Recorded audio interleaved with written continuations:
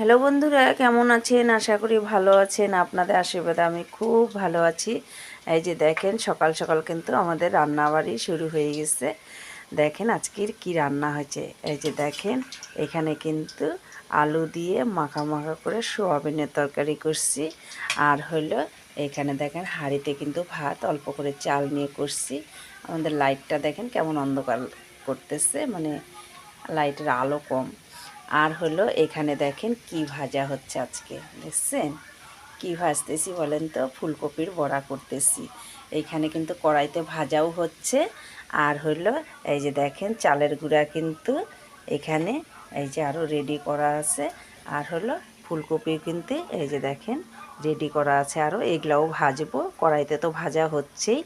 আর এই ফুলকপির বড়াটা কিভাবে ভাজতেছি, প্রথমে হচ্ছে ফুলকপিটা হালকা একটু গরম জলে ভাপায় নিছি।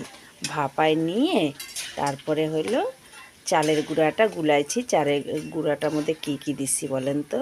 কালো জিরে দিছি, একটু লঙ্কার গুঁড়া দিছি, একটু হলুদের গুঁড়া দিছি, আর একটু জিরার গুঁড়া দিছি। কারণ জিরার গুঁড়া আর কালো জিরাটা দিলে কি হয়, সেন্ট হয়, বড়াটা খাইতেও খুব টেস্টি হয়। আর হলো কালো জিরা দিলে তো এমনিই ভালো লাগে। এই জন্য কালো জিরাটা আমি কিন্তু যে কোনো বড়া বানাইলেই দিই। কারণ বেগুনি বানাইলেও দিই, ফুলকপির বড়াতেও দিই, ধনিয়া পাতার বড়া বানাইলেও দিই। এখন তো শীতকাল, এখন বড়া খাওয়ার সিজন, কারণ গরমকালে একটু কম খাওয়া হয়। আমার এদিকে দেখেন প্রচণ্ড, আমাদের এদিকে ঠান্ডা পড়ছে। আমার কিন্তু ঠান্ডা পড়ছে মানে আমারই ঠান্ডা লেগে গেছে।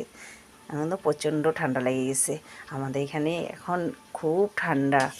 এই দেখেন সোয়াবিনের তরকারিটাও কিন্তু হালকাই ঝোল ঝোল করছি, বেশি ঝোল করি না। বেশি ঝোল, পাতলা ঝোল ভালো লাগে না।